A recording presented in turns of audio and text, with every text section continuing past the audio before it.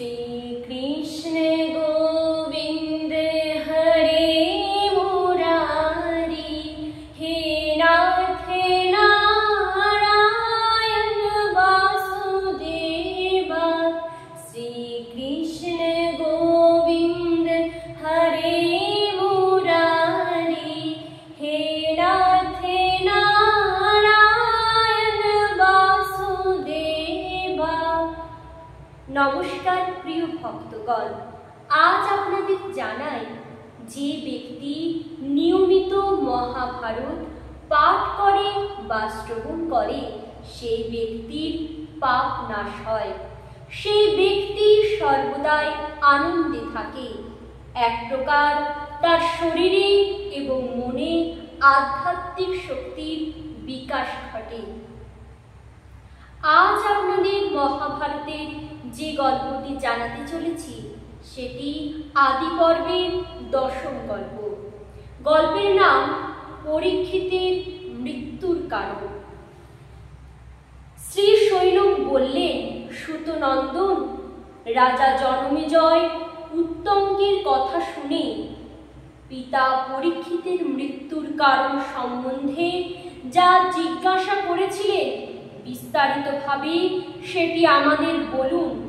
শ্রী উগ্রশ্রবা বললেন, রাজা জনমেজয় তার মন্ত্রীদের জিজ্ঞাসা করেছেন, আমার পিতার জীবনে কি ঘটেছিল, তার মৃত্যু হলো কিভাবে? আমি তার মৃত্যু বৃত্তান্ত শুনে এমন কাজই করব যাতে জগতের মঙ্গল হয়। মন্ত্রীরা বললেন, মহারাজ, আপনার পিতা অত্যন্ত ধার্মিক, উদার এবং প্রজাপালক ছিলেন। আমরা সংক্ষেপে তার সম্বন্ধে আপনাকে জানাচ্ছি। আপনার ধর্মজ্ঞ পিতা মূর্তিমান ধর্ম ছিলেন।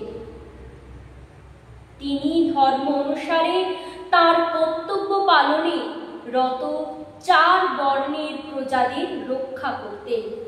তার অতুলনীয় পরাক্রম ছিল। তিনি সমস্ত পৃথিবী রক্ষা করতেন। তিনি কাউকে হিংসে করতেন না, তাকেও কেউ হিংসে করত না। সবার প্রতি তার সমান দৃষ্টি ছিল। তার রাজ্যে ব্রাহ্মণ, ক্ষত্রিয়, বৈশ্য, শূদ্র সকলেই প্রসন্ন মনে নিজ নিজ কর্মে ব্যাপৃত থাকতেন। বিধবা, অনাথ, পঙ্গু এবং গরিবদের খাওয়া পরার ভার তিনি নিজের হাতে রেখেছিলেন। তাঁর প্রজারা সকলেই সুস্থ সবল ছিল। রাজা অত্যন্ত শ্রীমান এবং সত্যবাদী ছিলেন। তিনি কৃপাচার্যের কাছ থেকে ধনুর্বেদ শিক্ষা গ্রহণ করেছিলেন। ভগবান শ্রীকৃষ্ণ তাঁর পিতাকে অত্যন্ত ভক্তি করতেন। তিনি সকলের খুবই প্রিয় পাত্র ছিলেন। কুরুবংশ পরিক্ষীণ হওয়ার সময় তার জন্ম হয়েছিল বলে তার নাম হয়েছিল পরীক্ষিত। তিনি রাজধর্ম এবং অর্থশাস্ত্রে অত্যন্ত পারদর্শী, অত্যন্ত বুদ্ধিমান, ধর্মসেবী, জিতেন্দ্রীয় এবং নীতি নিপুণ ছিলেন। 60 বছর ধরে তিনি প্রজা পালন করেছিলেন। তারপর সমস্ত প্রজাকুলকে দুঃখ সাগরে ভাসিয়ে তিনি পরলোক গমন করলেন। তারপরে আপনি রাজা হলেন। জনমেজয় বললেন, মন্ত্রীগণ, আপনারা আমার প্রশ্নের উত্তর তো দিলেন না। আমাদের বংশের সকল রাজাই তাদের পূর্বপুরুষদের সদাচারের কথা স্মরণে রেখে প্রজাদের হিতৈষী এবং প্রিয়পাত্র ছিলেন। আমি আমার পিতার মৃত্যুর কারণ জানতে চাই। মন্ত্রীরা বললেন, মহারাজ, আপনার প্রজাপালক পিতা মহারাজ পাণ্ডুর ন্যায় শিকার বিলাসী ছিলেন। তিনি সমস্ত রাজকার্যই আমাদের ওপর ন্যস্ত করেছিলেন। একবার শিকারের জন্য বনে গিয়ে তিনি একটি হরিণকে বাণ বিদ্ধ করেন। হরিণটি যখন ছুটে পালাচ্ছিল, উনি তার পশ্চাধারণ করেন। তিনি একলাই পদব্রজে হরিণটিকে খুঁজতে খুঁজতে বহুদূর চলে গেলেন। তা সত্ত্বেও তিনি হরিণের দেখা পেলেন না। রাজার বয়স যখন 60 বৎসর, তাই তিনি পরিশ্রান্ত এবং ক্ষুধার্ত কাতর হয়ে পড়েছিলেন। সেই সময় তিনি একজন মুনির দর্শন পেলেন, যিনি মৌনাবস্থায় ছিলেন। রাজা তাকে প্রশ্ন করলেন, মুনি কোনো উত্তর দিলেন না। রাজা তখন ক্ষুধা, তৃষ্ণা এবং পরিশ্রমে কাতর ছিলেন, তাই মুনি কথা না বলায় তিনি অত্যন্ত ক্ষুব্ধ হলেন। তিনি বলেন, তিনি বুঝতে পারেননি যে ঋষি মৌনী হয়ে অবস্থান করেছেন। তিনি ক্রোধ ভরে এক মৃত সাপকে ধনুকের এক ধার দিয়ে তুলে ঋষির কাঁধের ওপর রেখে দিলেন। মৌনী ঋষি রাজার এই কাজে ভালো মন্দ কিছুই বললেন না। তিনি শান্ত হয়ে বসে থাকলেন। রাজা এরপর রাজধানীতে ফিরে এলেন। মৌনী ঋষি শ্রমিকের পুত্রের নাম ছিল শৃঙ্গী। তিনি অত্যন্ত তেজস্বী এবং শক্তিশালী ছিলেন। মহাতেজস্বী শৃঙ্গী যখন তার বন্ধুর কাছ থেকে এই কথা শুনলেন যে রাজা পরীক্ষিত তার পিতার মৌন ও নিশ্চল অবস্থায় থাকাকালীন তাকে অপমান করেছেন, তখন তিনি রেগে জ্ঞানহারা হয়ে গেলেন। তিনি হাতে জল নিয়ে আপনার পিতাকে পরীক্ষিতকে অভিশাপ দিলেন, যে ব্যক্তি আমার নিরপরাধ পিতার কাঁধে মৃত সাপ জড়িয়ে রেখেছিল, সেই ব্যক্তি দুষ্ট ব্যক্তিকে তক্ষক না ক্রোধান্বিত হয়ে 7 দিনের মধ্যে বিষে জর্জরিত করে দেবে। লোকে দেখুক আমার তপস্যার কি ক্ষমতা। এই সাপ দিয়ে শৃঙ্গী তাঁর পিতার কাছে গিয়ে সব কথা জানালেন। শ্রমিক মুনি এই সব কথা শুনে একটু খুশি হলেন না। তিনি তখন তার সুশীল ও গুণী শিষ্য গৌরমুখকে আপনার পিতার কাছে পাঠালেন। গৌরমুখ আপনার পিতার পরীক্ষিতের কাছে গিয়ে বললেন, রাজন, আমাদের গুরুদেব আমাকে আপনার কাছে পাঠিয়েছেন, কারণ ঋষির পুত্র আপনাকে অর্থাৎ পরীক্ষিতকে অভিশাপ দিয়েছেন। আপনি যেন সাবধানে থাকেন। তক্ষক না 7 দিনের মধ্যে তার ভয়ানক বিষে আপনার মৃত্যু ঘটাবে। আপনার পিতা সতর্ক হয়ে রইলেন।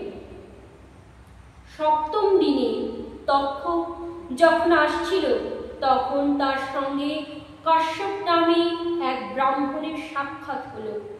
তক্ষক তাকে জিজ্ঞাসা করল, ব্রাহ্মণদেব, আপনি এত তাড়াতাড়ি করে কোথায় যাচ্ছেন?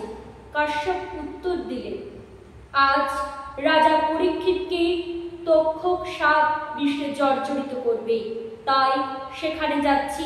আমি তাকে তৎক্ষণাৎ জীবন ফিরিয়ে দেব। আমি সেখানে পৌঁছে গেলে সাপ তাকে কামড়াতেও পারবে না। তক্ষক বলল, আমি তক্ষক। আমি রাজাকে কামড়াবার পরে আপনি তাকে বাঁচাতে চাইছেন কেন? আমার শক্তি দেখুন। আমি কামড় দেবার পর আপনি তাকে বাঁচাতে সক্ষম হবেন না। এই কথা বলে তক্ষক এক বৃক্ষ ছোবল মারল। তৎক্ষণাৎ সেই বৃক্ষটি পুড়ে ছাই হয়ে গেল। কাশ্যপ ব্রাহ্মণ তার বিদ্যার সাহায্যে সেই বৃক্ষকে তখনই ফুলে ফলে ভরে তুললেন। তখন তক্ষক ব্রাহ্মণকে প্রলোভিত করতে লাগলো। সে বলল, তুমি যা চাও আমার কাছ থেকে নিয়ে যাও। ব্রাহ্মণ বললেন, আমি তো অর্থের জন্যই ওখানে যাচ্ছি। তক্ষক বলল, তুমি রাজার কাছে যত অর্থ আশা করো আমি আমার থেকে তাই নিয়ে যাও, তাই নিয়ে নাও আর এখান থেকে ফিরে যাও।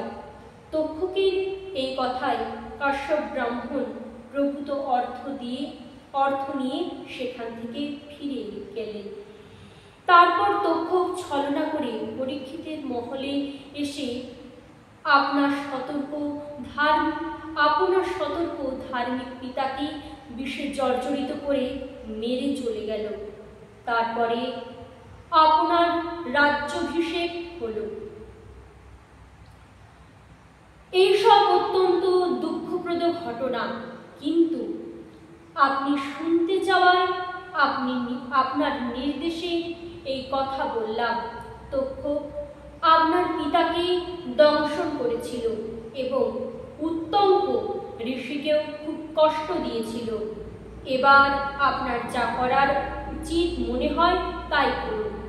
জনমেজয় বললেন, মন্ত্রীগণ, তক্ষক দংশন করায় বৃক্ষের ভস্ম হওয়া এবং তারপর তা আবার জীবিত হয়ে যাওয়া অত্যন্ত দুঃখের কাজ। এ কথা আপনারা কোথায় শুনলেন? তক্ষক অবশ্যই খুব খারাপ কাজ করেছে।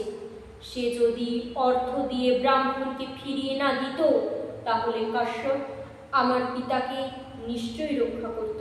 ঠিক আছে, আমি তাকে শাস্তি দেব। প্রথমে আপনারা এই ঘটনার মূল কারণটি বলুন। মন্ত্রীরা বললেন, মহারাজ, তক্ষক যে বৃক্ষকে দংশন করেছিল সেই গাছের ওপর আগে থেকে এক ব্যক্তি শুকনো কাঠের জন্য উঠেছিল। এই ব্যাপার তক্ষক বা কাশ্যপ কারোরই অবেদিত ছিল না।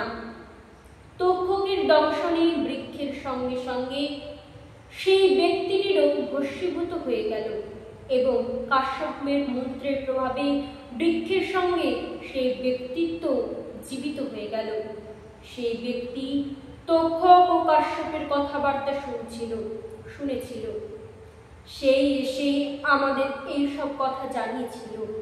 এবার আপনি আমাদের বক্তব্যকে যথার্থ মনে করে কি করণীয় ভেবে দেখুন।